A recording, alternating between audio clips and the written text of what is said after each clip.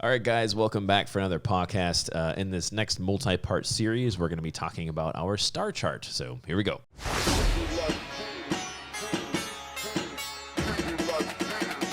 Welcome to the podcast.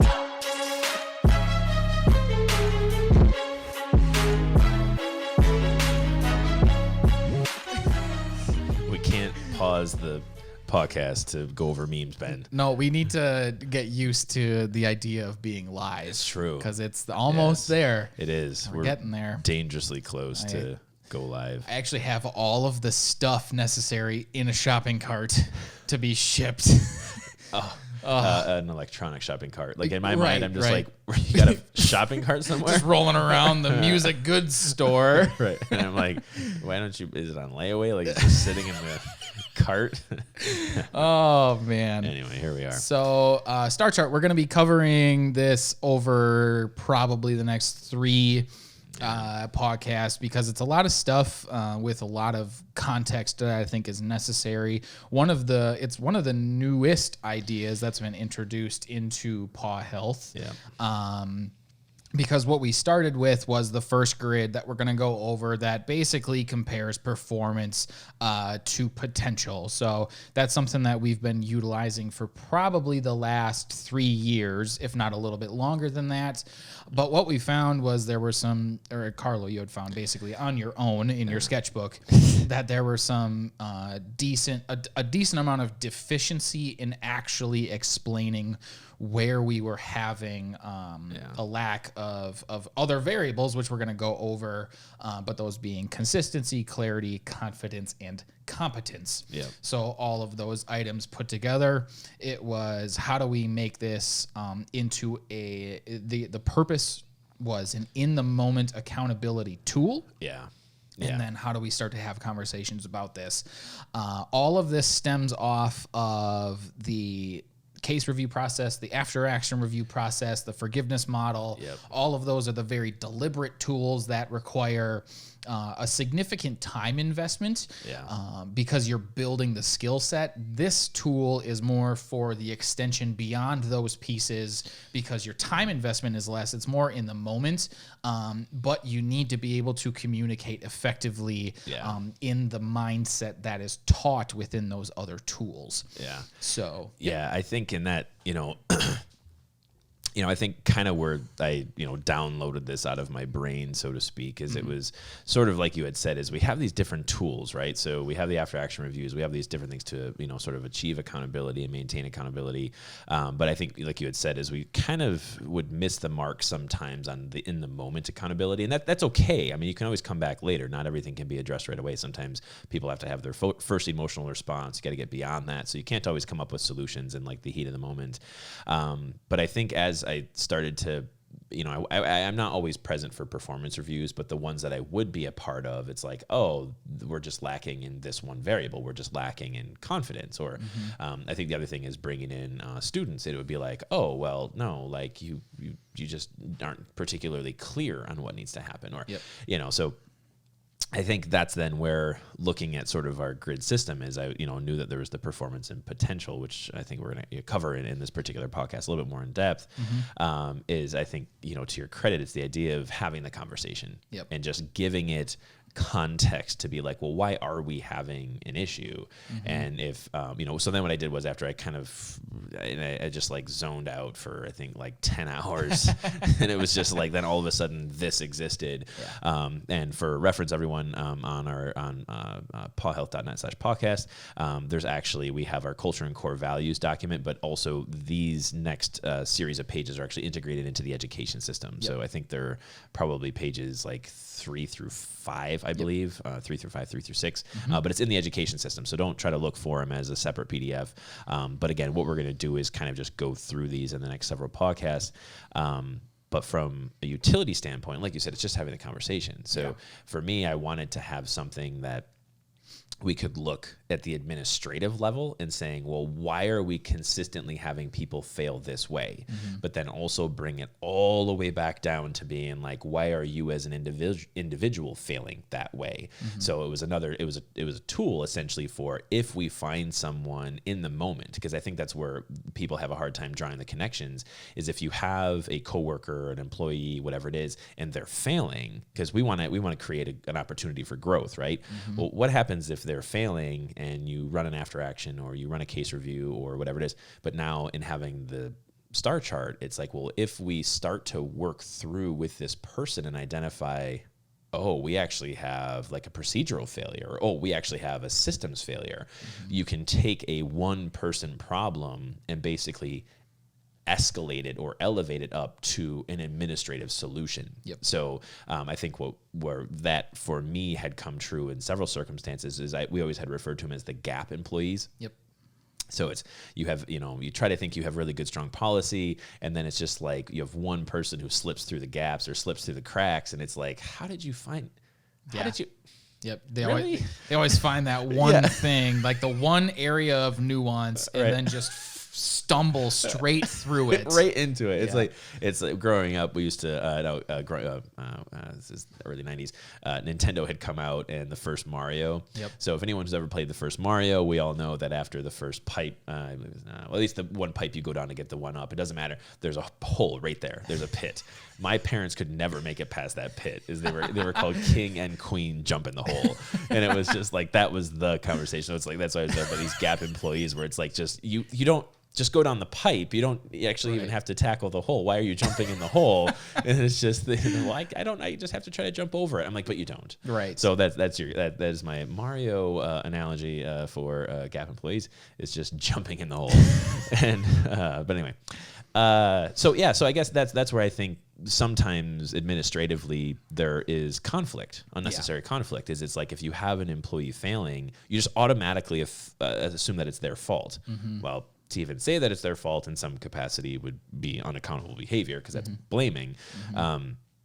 But if we look at ways in which that person has failed an expectation and try to identify ways in which we can grow from that failed expectation, it's like, oh, maybe we should be more clear administratively.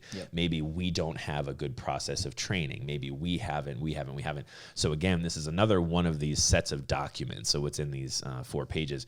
It's another one of these documents where we've essentially been doing this on the administrative level. We've been doing it and having these conversations, but it's just what our sections 1.1 and 1.2 are. It's just we're starting to put things into actual, print, into concepts and into ways in which people can consume it.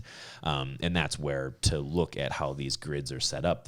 I have it set up both visually, I have it set up, on axes, and then also be able to identify the interconnectedness between it. My long-term goal with this is actually to be able to identify ways in which we can create complete star charts for people, so we can see where they're at through our skills rubric and through our performance reviews, get more of average readings. I think there's a way to integrate that. I think it'd be pretty cool. But all of it is actually in the same as any performance review, any after action review, any case review, anything that is a revolving around ultimately the fulfillment of whatever item is on the list, whether it was a success or a failure. All of these tools are built to create conversation. Right. Now, saying that, because the reason that I say that is, again, we've worked with, and I've personally worked with the performance potential grid a lot. Is in my time working with other businesses, it would be like, well, this person is just a backbone. Like they would use it kind of as a rating system, and not necessarily as a conversation piece. And would base different things around that, whatever they may be, and would potentially create another level of unnecessary conflict by just saying, well, this is what you are.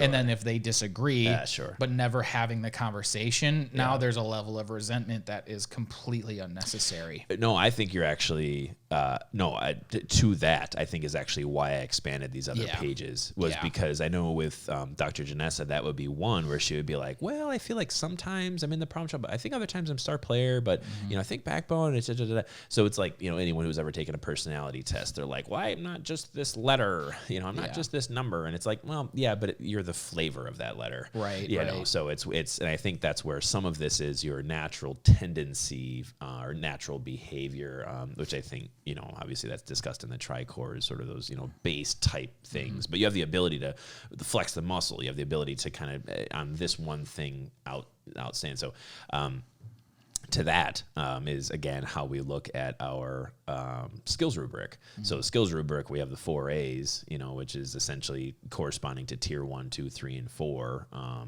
at least our expectation is you can have like a tier 3 employee who should be there on performance reviews. They're every 6 months. They're your full-time employees, but they're not performing any better than a first week employee. Now that may not be on everything, but it may be on something. So it's like you can have on a scale of 1 to 5, you can have a high 5 tier 1 and a really low 1 tier 3, so there's and that's where we start to look through this. Like you had said, it's not just to put people in categories. Right. It's to have the deliberate conversation on how can we identify problems or barriers that we can create solutions. And that's, if you guys kind of jump to kind of the first page in this, is it has the big main hexagon. So that hexagon has a star right in the middle of it. And you'll kind of see basically, like it's been said, there's basically the 3 axes. The vertical axis is performance and potential. You turn about 45 degrees to the right at like the 2 o'clock to the 8 o'clock position is competence and confidence. And then you kick another 90 down. It's going to be clarity and consistency. So I have those things deliberately lined up to mean that confidence and competence are usually related to one another. And clarity and consistency is usually related to itself or to each other. And potential and performance is also being sort of connected to one another. So the tool of this, now I'm not going to completely go through the whole thing because again, we're going to touch on performance and potential, but the idea is when you start to have these conversations, either at after action reviews or administratively or on the individual basis, whatever it is you start out with performance and potential because you have to first identify, right? I mean, that's why we have performance reviews. Like, how is the performance? And you say, okay, well, performance is high, potential's high. Perfect. That's awesome. But if we're dealing with a low performance situation, you basically turn to the next axis to be like, okay, if we're having problems with performance and potential, turn to the next axis and saying, well, is this an issue with confidence or is this an issue with competence?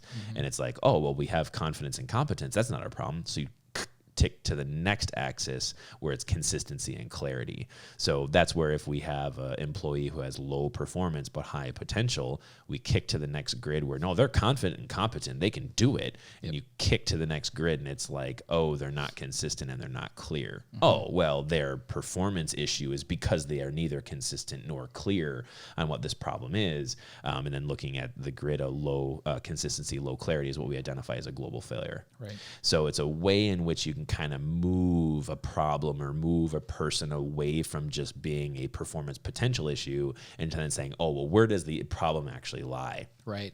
Yeah, because what would end up happening in a lot of the conversations that I've had just within the performance potential grid is in the problem child situation, which for those that are listening, that is a high potential type person, but a low performer. Yeah.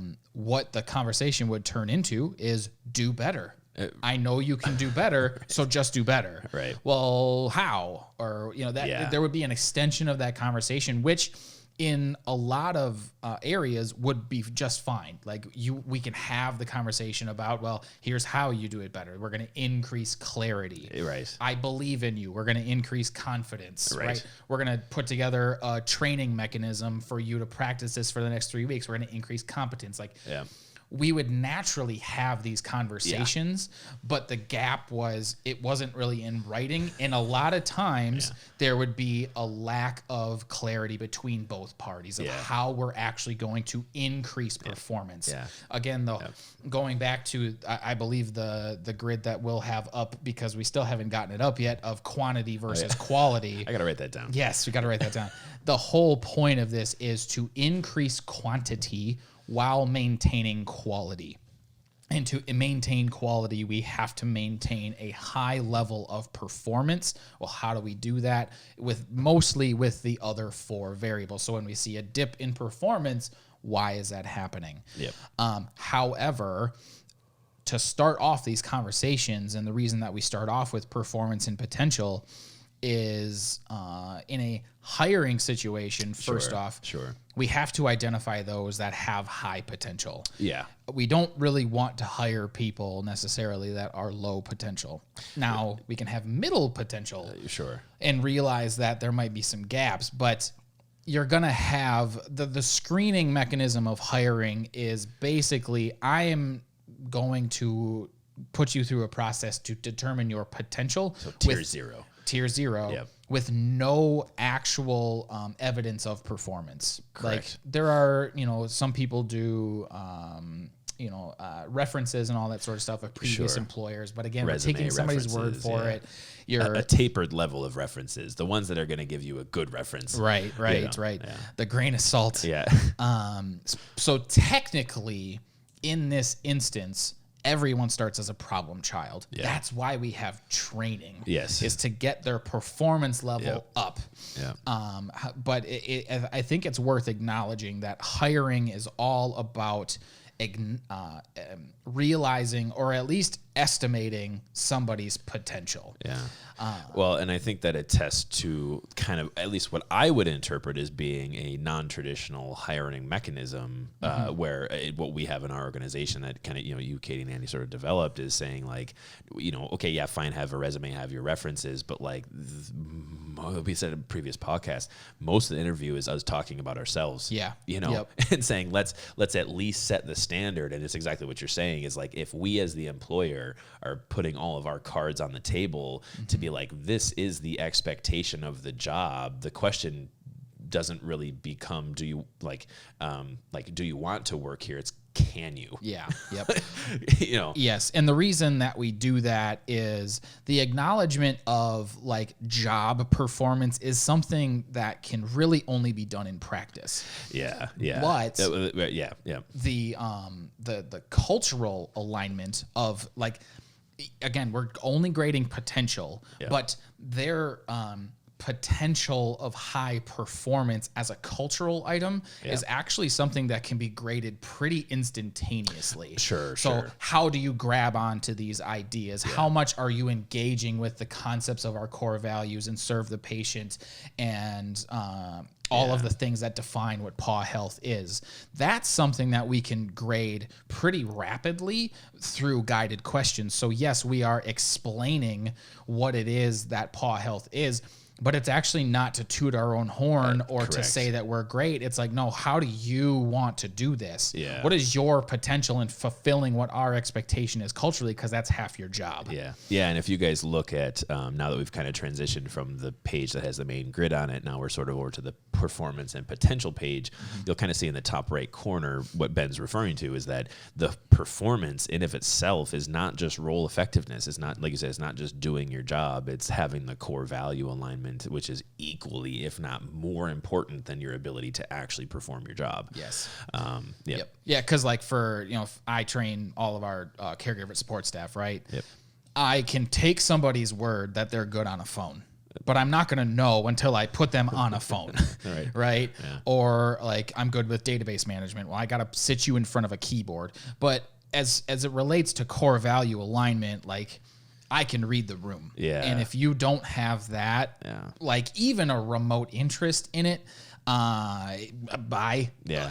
I mean, first core value, give and gain trust. Right. You know, Right. so it's, if you have someone in a hiring seat who willingly just gives trust, you know, there's a certain part of it where it's like, well, have the ability to give it. But in that setting, you got to be pretty fast. Yeah. You know, I mean, I think, what did Annie say? She had run through, 160 some odd apps, and it was like 5, that really were like, okay, they're at least leaning in the direction of someone who could potentially perform the job. Yep. If we're in a hiring situation where it's just like, oh, they applied, let's hire them. It's like, you're going to botch culture first. Oh yeah.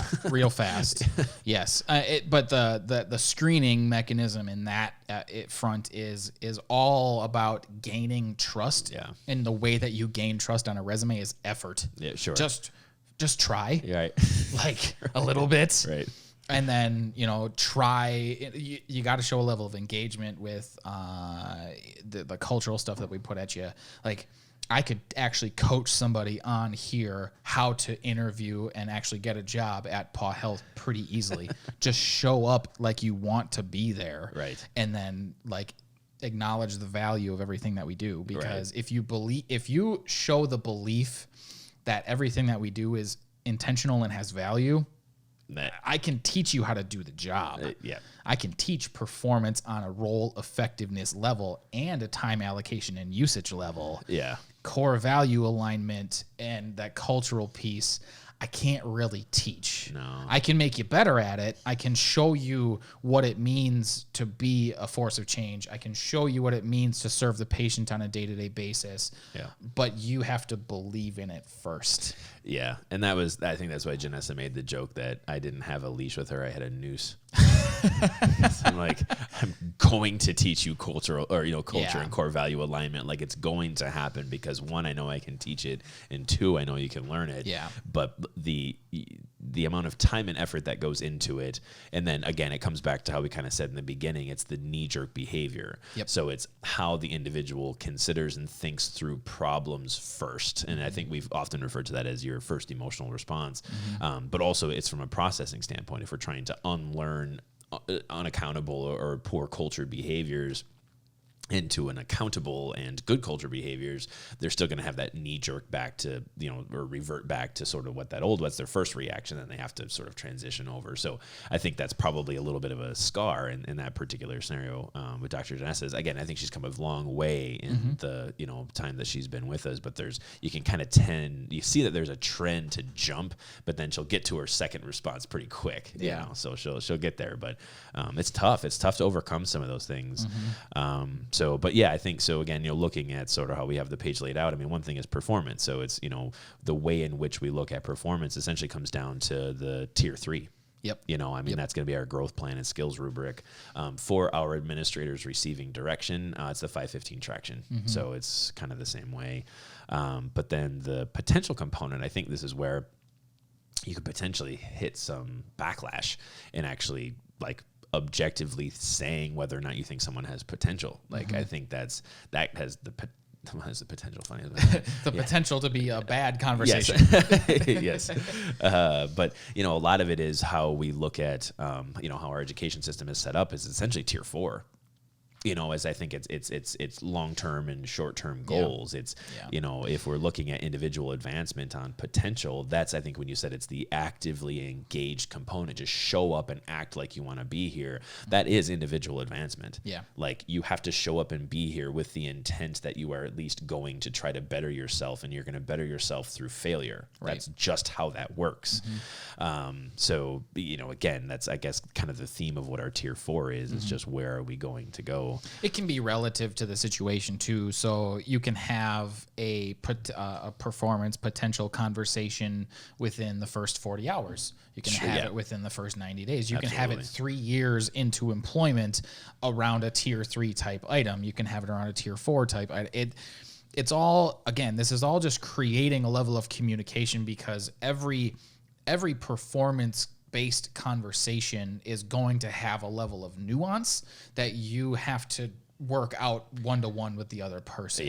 This is just a framework of words for you to provide context within that nuance. Yep. I can't, we were just talking about it a couple of weeks ago or whatever about our caregiver support guide. I can't train nuance. I can only train the tools, and then you have to utilize them for nuance. Yeah. And I've used that a lot in the last couple of weeks. it's important though. Like that's actually become a really big part of the way that I train all of our staff up front is like, I'm giving you all of the puzzle pieces. Most of them aren't put together because you're going to have to take 6 different puzzle pieces in every phone call and in every caregiver interaction, and you're going to have to put them together. Yeah. But I can't teach you all of the ways all these pieces fit together. It's impossible. Yeah. There's too many things. Yeah. This is kind of the same thing, and that's why it's really just about taking a step back. This is definitely more of a 30,000 foot view type thing. What are the right words to use in these instances? Right. So as kind of diving into the individual parts here, we have 4 primary definitions as it relates to high and low performance and high and low potential. Everybody wants the silver bullet, high performance, high potential person, the star player. Right. I will say that the overwhelming majority of people that you hire are not going to be star players. No. On a higher basis?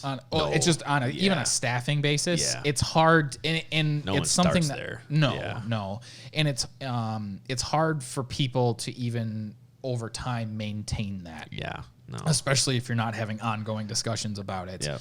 But it's star players perform at a high level within their skill set, and they have a high potential for advancement. Yep. So these are going to be your movers and your shakers. Yep. They're going to be the ones that make a difference on a day-to-day basis, the ones that show up, try the hardest, put the most effort in, probably fail the most, but then ultimately make the adjustments moving forward. Yeah. And I think and to clarify, when we think of potential, like people would assume that the only purpose of potential is to get you into a high performance category, but that's not the case. It's while you are performing at a high level, you have the potential to do more. Right. So and that's where, again, potential, remembering, comes into tier 4. There's individual advancement and there's industrial advancement. So saying I have become a star player at this position, tier 4 is our training tier. Mm-hmm. Let's teach more people. Mm-hmm. Let's show more people. Yep. Is it in this location? Is it in some other location? Let's help develop the education system. Let's try to come into more clarity. So just because one is peaking in their current role, it doesn't mean that new roles won't be created or more responsibilities won't be adopted. Mm-hmm. I like to make that clarification, because a lot of people are like, well, if I'm already performing high, how can I have more potential? It's like there's so much more work to do. Yeah. And that's why I said this is kind of that individual type vantage point, but it's also like the 30,000 foot view, like you had said, because anyone who is in that high performance, high potential category, you almost have to see outside of yourself. Yep. You're starting to kind of have that servitude to the patient, the education and caregiver, and you're starting to see the interconnectedness of all of the aspects and attributes. For a good example, we actually just had a conversation a couple hours ago about how do we increase that potential, right? Because when we were in the middle of it, I think a big discretion that kind of disagreement that was like implied but wasn't specifically said was, when I'm talking about putting together our estimates, it's like, I actually think you're performing at a really high level. Right. I just want to increase the potential of how much you can perform at a high level. Continue to perform at that level. Yep. Let's just do more of it type thing. Yep. And I think we probably should have broke this out in the middle of that conversation, honestly, because I think the perception was you're seeing that I was seeing them as an iceberg or a low performance type person and just trying to increase performance. Yes. Whereas actually performance is good. Yeah. Keep it up. Yeah. But let's increase the potential, and time allocation and usage is one of the ways that we can become more efficient and actually increase potential, get ourselves up into star player. Yeah. And that's, I think, again, looking at performance, we have role effectiveness. Role effectiveness is not role efficiency. Right. Time allocation and usage is efficiency. Yes. Yep. So and that was that was probably one of the hardest things about this whole thing to break apart.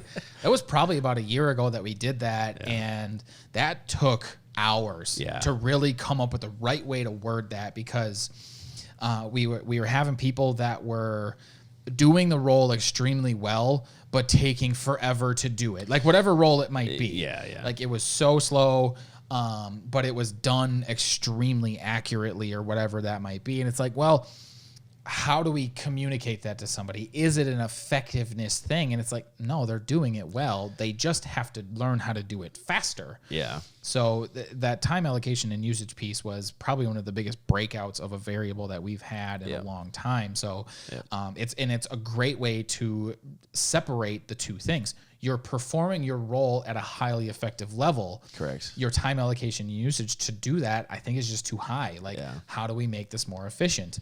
So definitely, right, and it's identification of barriers. Yeah.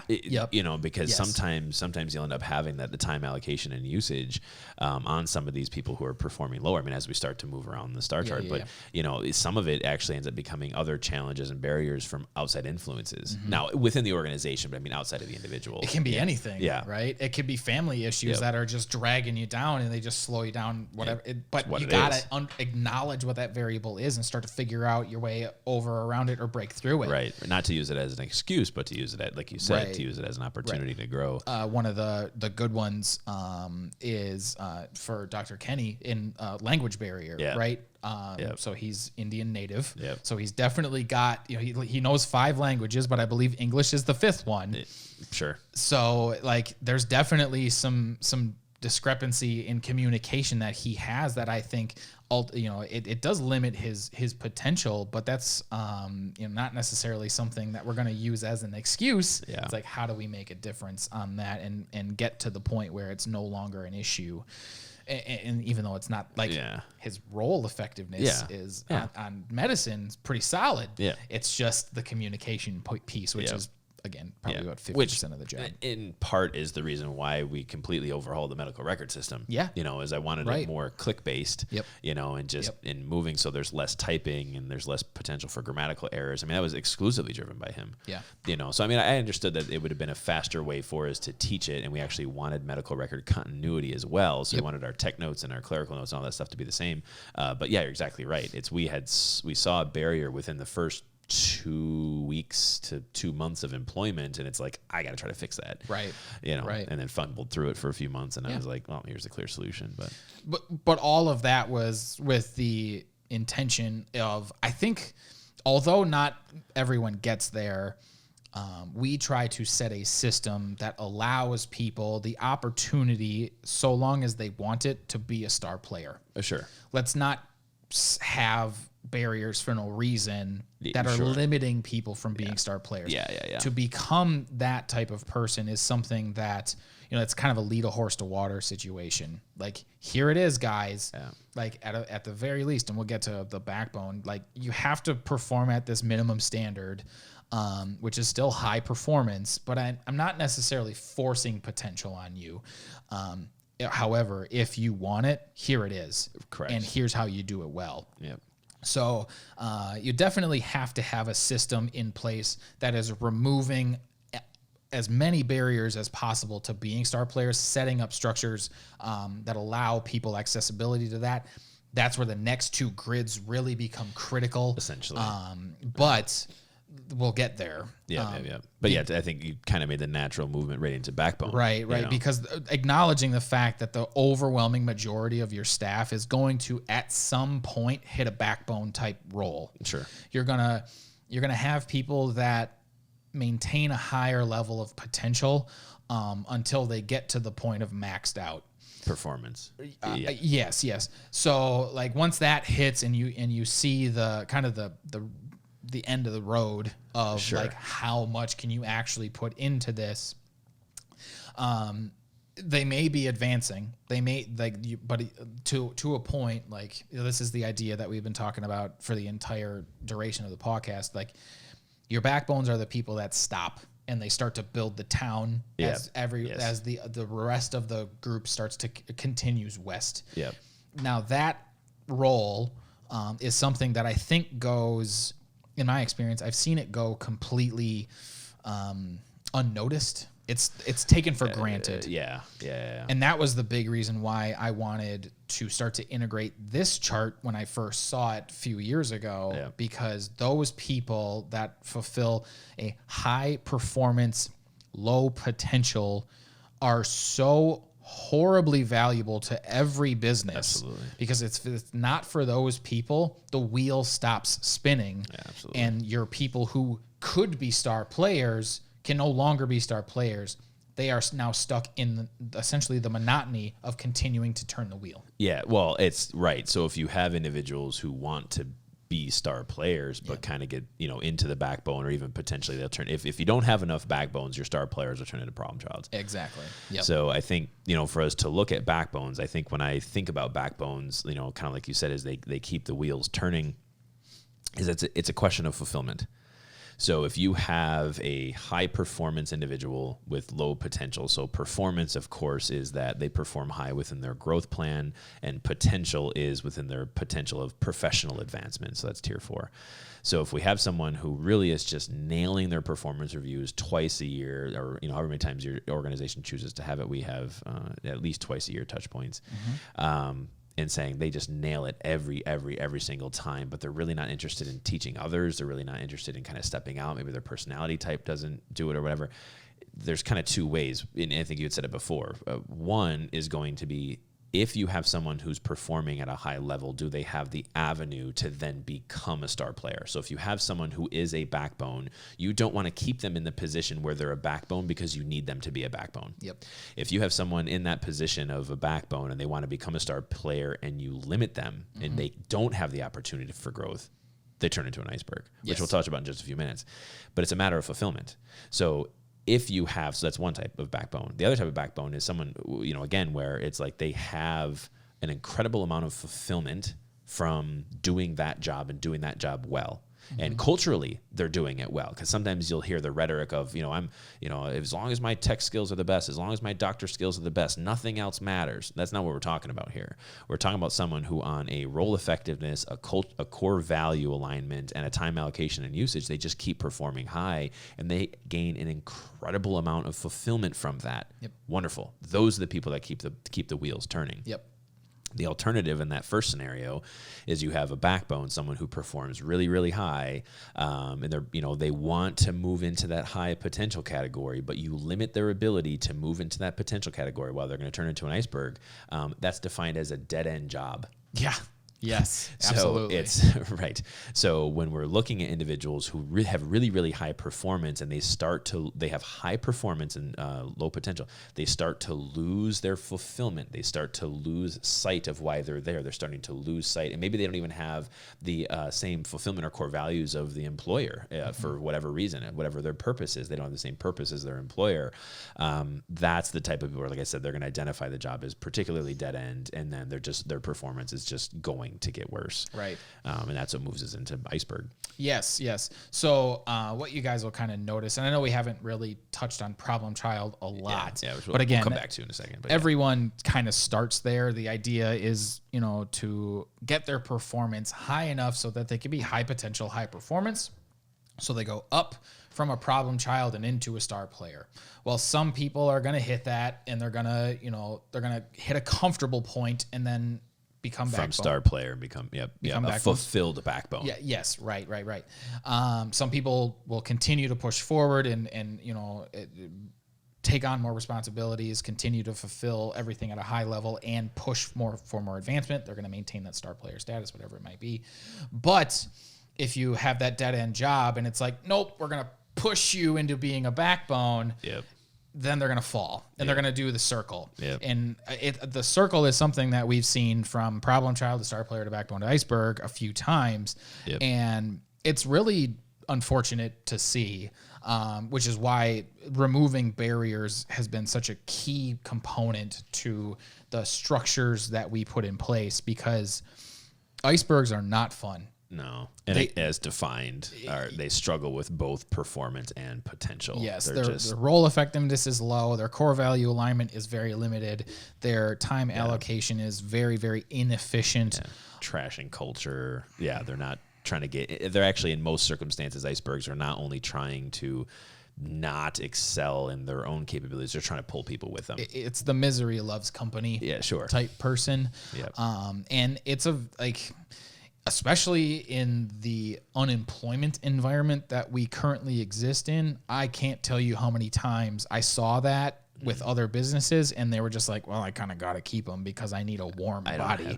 That's warm body hiring. Warm bodies turn into icebergs really, really fast. And what I think I was in a book that I was just reading. I don't remember the name of it offhand. It's 9 Lies About Work, I think, something like that. But they talked about how the fastest way to lose a good employee is to keep the bad one. Yeah. Well, yeah, right. Yeah. So the fastest way to lose your star player is to tolerate the iceberg. Absolutely. Because it blows their mind. It does. Yeah, to be in that same work environment with someone who performs and has the potential. Like, I think what we've seen is I've jokingly referred to it as the clucking of the hen house. Yep.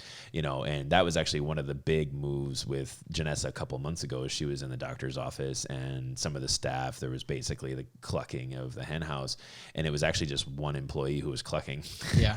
And Janessa was like, well, that's not right. If you guys have this, you need to go to administration. And then the other 2, because there was 3 of employees who were talking, the other 2 were like, you know what, you're right. That actually wasn't appropriate for us to be talking that way. And then the iceberg was just like, well, I wouldn't care if anyone talked to me like that or talked about me like that. And it's like, that's not great. Just enabling the garbage culture. Right, because they've already kind of, just got on like, well, I'm in a dead, I've already passed the dead end job part. Now I'm just a warm body. I'm collecting a paycheck. Yeah. And I think, that acknowledges a good point that the iceberg status can be enacted by employer and by employee. Employers are really, really good at making icebergs. Yeah. Yes. Because if you create a dead end job for a high performer, absolutely, or a high potential, but you're limiting their capacity within that potential, they're the ones that are fastest to turn into icebergs. They're excuse my language, they're the, all right, it then type person. I don't want to do this anymore if you don't want me to perform at the level that I know that I can. That's a big part of when we talk about millennial alignment within a culture. If we're not limiting their potential as it relates to core value alignment, and we're really maximizing on that, star players, they push really, really hard. But if we limit it, they push straight down into icebergs. There's very limited amounts of problem child backbone types that are south of 30 right now, because they don't want to be one of those things. They want to be star players. Funny story. We actually just had this conversation yesterday with a couple of my other friends, or text group or whatever. But yeah, it's as we are swinging now from star player, backbone, iceberg over to problem child, and it's just that constant loop. One of them was actually he was talking about how the millennial, today's generation, our generation, millennial generation, they got a bad deal, the economy and income and so on and so forth, and he's like, intergenerational conflict, and sort of these old guys, and saying, oh, these millennials are not hard workers, and all this. I'm like, well, no, actually, they want purpose, they want fulfillment, they're willing to stand up for themselves and not just take the shit like generations before us. And they're because they sort of have that reserve type personality, they're willing to get out of a job. And I said, but it's a self-fulfilling prophecy. So if you, and I think you had mentioned this before, like if you have an employer who's like, I hate millennials, and like has a work environment where, every new hire, we said in the beginning, every new hire who comes in is a problem child, because you have no way of really gauging their performance. You just like, this person has high potential. Well, we know a lot of millennials fall in that problem child category because they have an incredible amount of potential. You just have to sort of be able to engage their performance on a purpose and on a well-being and a fulfillment level to pull them up into star players very rapidly. But, if you have a work environment that doesn't support that, where, like you said, you hire warm bodies and you have a bunch of backbones that really aren't star players, and you have someone on your team that's just like, I want to do this, I want to do this job, and I want to do it, and it's just like, and then it comes like, well, that's not how we do things here, and it's like you said, like, fuck it, boom, right back, into saying that you're, so that's why I was saying it's self-fulfilling prophecies, because you have these guys who are like, millennials don't work, and then it's like they come into a shit culture environment, they're like, well, I'm not working here. See, I told you all millennials are shit. And it's like, no, you just you simply have an environment that perpetuates this myth that somehow this entire age group of people are, somehow all icebergs. Well, and the thing that I think I've actually had this conversation with those that some people that work more in manufacturing basically just had this out on the table and was like, where does this person lie? Right. Why did you hire them? Like, number one, like you hired them because you thought they had potential. And now you're seeing a limit in performance. So do you have a problem child? Well, why do you have a problem child? What's the barrier that's in the way? And actually, a lot of times what would end up happening is they would just notice that they're just trying to turn that person into a backbone, that they really actually didn't care all that much about the potential. It was just the potential was high enough for them to be like, all right, well, here's a job, go do it well. I actually don't really care about you advancing anything. I just need you to do this job. Yeah. That's, again, warm body hiring. Right. And when you put that wall between being a backbone and being a star player, like, yes, I can perform very, very highly. However, don't put me at a dead end. If the fulfillment's not there. Yeah. Right. Yeah. Right. Yeah. So backbone, a matter of fulfillment. And they would, and the acknowledgement of the I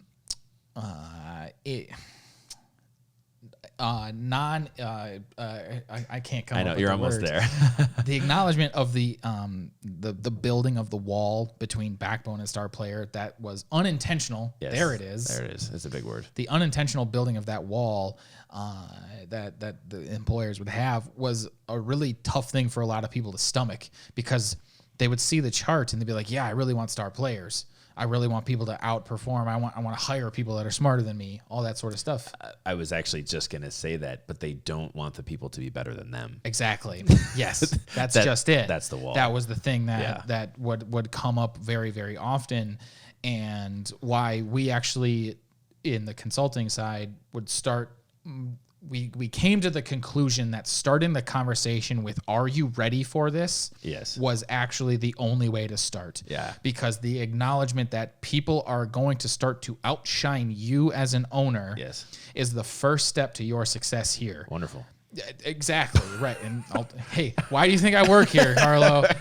Because a lot of people, like, it's their baby. It's their, it's the thing that they started. Yeah. And there's nothing wrong with that, but that is a finite thing. Like, when you're gone, then what type thing. So, I mean, and I think, again, we've done a good job by saying performance and potential, and saying, what is potential? Potential is professional advancement. Yeah. So potential is individual advancement or industrial advancement. Mm-hmm. So if you have a business owner, or you have someone who is managing, or someone in it, and this is, I guess, one of the things I kind of reservations with both tradition and corporate medicine. Mm-hmm. But the idea is that if you have this environment where we've somehow coned down our ability to advance on the employer level, that's it. Those employers are backbones. Yeah. Those employers, there's a possibility those employers are unfulfilled backbones. Mm-hmm. So if you have an unfulfilled employer backbone, that's it. Mm-hmm. That is actually a dead-end job. Yeah. Because it's not going anywhere. Right. And it's going to be hard as an employer to get any type of cultural management from your employees if you've set the bar so low for yourself. Mm-hmm. So it's, again, I think that there are plenty of jobs that, and it's independent of industry. I mean, you can go anything from automotive to manufacturing to welding to electrical. Yeah. Like, if you don't find, as from the employer level, if you don't find the value in what you're doing on a substantial level.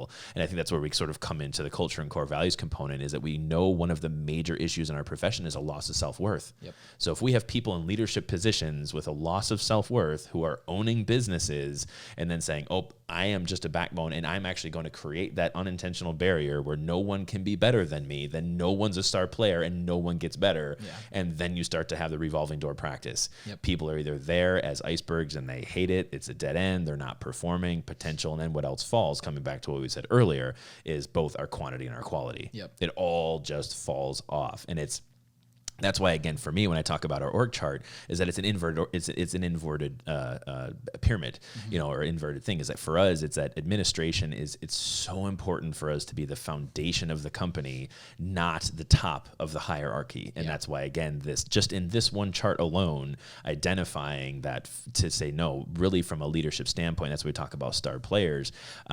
Anyone in that leadership position, you really want to focus hard on tier 4 professional advancement. You have to have it either on the individual basis locally or the industrial basis, whatever it is, regionally. You brought up the 2 types of business structures that surround PAW. Yeah. One thing that the video will actually be out by the time this podcast comes out is our Make an Impact number 1. So it's kind of a summary of the first 4 or 5 podcasts that we did in a 15-minute version. Sure. Really the state of veterinary medicine, and one of the things that we talked about in that video was that what traditional day practices were, right? Yep. And how it constructed an industry out of essentially nothing. Yeah. And then for the time we needed them. Right. And now, with that fading, or just the potential of that type of business structure fading as culture and time moves on. Crumbling as the monument. Yes. Corporate came in to pick up the crumbles. Right. And the interesting part that you have in those 2 structures is they both... I actually am now realizing another way to describe the barriers that they experience every day is that's actually just, you just said it. They limit stars. Yeah. But they limit stars for different reasons. Correct. The traditional practice, I think, they limit stars because of availability and affordability. In some capacity. I was going to say, look at Katie's podcast where she had the same conflict for different reasons, corporate and traditional. But carry on. So there are definitely limiting factors to potential within a traditional day practice setup, which is creating the crumbling. We're losing stars out of that structure because of antiquated business practices. Which is creating a loss of self-worth. And it's just a great example of how all of those things kind of fit together just in one variable of potential, right? Now, corporate does it for a very different reason. It's the layer on layer on layer on layer of this person can't be better. The person at layer 3 can't be better than the person at layer 4, and so on and so forth. And you have essentially a force down of performance because you're limiting potential. All that structure does is it's the boot on the head to limit potential, and you just create icebergs. No, 100%. Yeah. And that's even, and like you said, the boot on the head is several. Sometimes it's a matter of, so again, let's taking that backbone component and saying, so we need to identify that it's an unfulfilled backbone, because you can have fulfillment in the backbone position. So it's the unfulfilled backbone category. What is the fastest way to pull fulfillment away from a veterinary team? Start talking about money all the time. We get it hard enough from caregivers all the time saying, you guys are just about the money, you're about the money, you're about the money. It's like, no, I'm not. I'm actually here to help patients. That's what I'm here for. I'm driven by, and of course for us, it's serve the patient, educate the caregiver. So we've written it into doctrine and saying we are actually here to serve the patient. But then we start to have someone breathing down our neck. Hey, your numbers were down this month. Right. Hey, I'm going to pay you a salary, but guess what? If you actually drop below that, I'm going to put you in negative accrual. So like next paycheck, next quarter, you're going to have to bring your numbers up if you want to have any, potential for making more money here. So, but also as a corporate marketing mechanism, the first exam for these people is going to be free. Both of those variables exist in the exact same world. Strike a chord with Katie there. Dude, I saw that the other day. Just in the yellow pages, on Facebook or something, and I was like, wow, way to devalue your people that you're going to go grill on numbers 10 minutes later. And then stick all your new grads there. Be like, you're going to get all the new clients, but guess what? They all have free exams. It's like, you're freaking kidding me, right? But anyway, so we're talking about the perpetuation of the unfulfilled backbone for different reasons. ends. Yeah. So you move into tradition, and the unfulfilled backbone of tradition is you're putting on an old pair of shoes. Yep. So you have limited your ability to, even as going into a practice like that, to really advance. It's not advancing necessarily anywhere if the owner themselves are an unfulfilled backbone. There's an incredible amount of potential, environment, an incredible amount of potential. Yes, absolutely. But maintaining business structures as they have existed for the last 30, 40 years. That's done. Like all of the potential is now wiped. Yeah, our whole perspective in the PAW way is actually move into the traditional practices and pull them out of tradition into what we're referring to as the PAW way, pulling into saying, all right, well, we have these really good backbone practices that have fulfillment, but we want to start churning star players out of these traditional practices so we can turn them into these high-performing, locally owned, locally influenced type practices and regain our star players back in the industry, because we're losing them with monument practices. We're losing them with corporate medicine because of the boot, right? So we're saying, no, there is actually a deliberate way for us to develop star players, and that deliberate way is moving through our education system and having these conversations like, what is this? Having the conversations about performance, about potential, about consistency, about clarity, about confidence, and about competence, and identifying those barriers. What is the barrier from backbone to star player? What is the barrier from problem child to star player? And saying, how do we actually move in the direction of having a high amount of tier 4 professional advancement, which is either individual advancement or industrial advancement. And that's the PAW way. And another thing too, as we're kind of riffing around this, that's why I really love doing these, because it just advances these ideas another step further, is, you look at a hiring type mechanism, right? And let's say, again, acknowledging the fact that the other two business structures have inherent and potentially purposefully enacted barriers to failure. So the traditional type day practice, your limited availability limits the capacity for you to fail. Service availability. Yes. Yep. So basically, if you fail, your failure percentage on a per case basis is far higher because service availability is less. So it's harder for that practice to absorb the risk of failure. Therefore, do not fail. Right. So if you're doing 10 versus 100, you fail 1 on 100. It's a 1% failure versus a 10% failure. Exactly. The corporate model is the negative accrual. So it's the individual consequence of failure. Sure. So both of those structures have significant consequence, basically, within the concept of failure, teaching people that failure is not an option when, in fact, we believe it is the only option. Yes. Because we want you to increase your potential, to increase your performance, and the way that you do that is by trying and failing and getting better. Correct. Yep. Which again is between the reprimand system to the growth system. Yes. That's what we talk. That's what we talk. We have one is education system. That is what we have in our organization. So let's say that both of those other two structures, though, are on the same page of a hiring mechanism saying your performance is going to be low, but we see your potential as high, right? So everyone in all three structures starts as a problem child. Correct. I think that's fair. Now, let's say we have an environment of unacceptable failure, and I fail as a problem child. The corporate or the employer's perception of me is now my potential is boom, boom, boom, boom, boom, lower. Yep.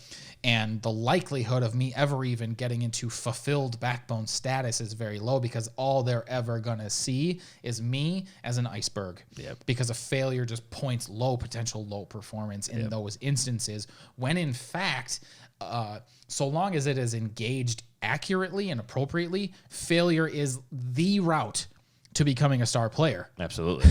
Yeah, absolutely. Right. Well, and truthfully, I mean, to that end, when we, because earlier on the podcast, you had made notation that we see employees go from problem child, star player, backbone, iceberg, is to make the notation that we have seen that happen would then imply we had the power to control it.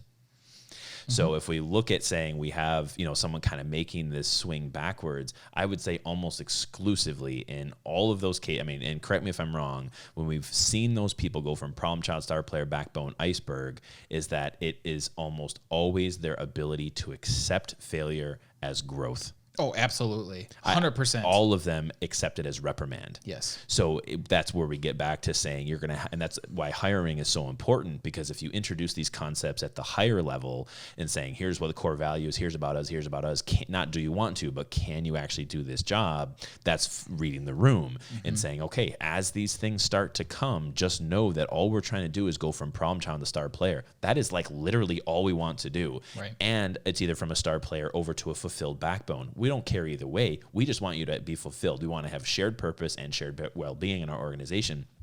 But if you have an individual where they just see failure as constant reprimand, or that's individual basis, or you have the cultural component where it's like, no, actually in this organization, it will be met with reprimand and you will be disparaged because there was failure, then you're just basically right over. And it's like you said, it's just the creation of warm bodies. You take people's potential and performance away from them, and then it's a dead end job. Right. Then that's it. And that's what that process and the fact that we had seen it is what made the next 4 variables so critical. Absolutely. Because it was, all right, we acknowledge the fact that that loop had happened a few times. Yep. How do we head it off? Yeah. How do we say, yep, performance is starting to wane. Yep. I'm actually seeing potential starting to wane also. Yep. We need to get in front of this. Yep. What can we do? Yep. So definitely tune in next week, you guys. Yeah, I think it's a good, yes. That was a really well-timed yeah. piece. I feel like we did something today. I think we did too. Yeah, I'm going to have to listen to this one a few times. Yeah, me too. But yeah, next week we're going to touch on consistency and clarity. Yeah. So be sure to subscribe to the channel, whether you're on YouTube, iTunes, whatever it is you're listening to. And yes, sir. Yeah, and then you can send questions to PAWCast at pawhealth.net. Yes. So that way, if you guys want to go a little retro on communication, shoot us questions that way. Otherwise, responses. We do monitor all that stuff. Yes, so. we do. But yeah, I'm excited to get into the next 2 variables. And then the week after that, we'll go into confidence and competence. Yeah. We'll have a few Tuesdays with Caroline's in the middle of here as well. Yeah. So be sure to just stay tuned, subscribe. We got some fun videos that are coming out as well. Yeah. So all sorts of good stuff. So thanks again for tuning in, you guys. We'll see you next week. All right, see ya.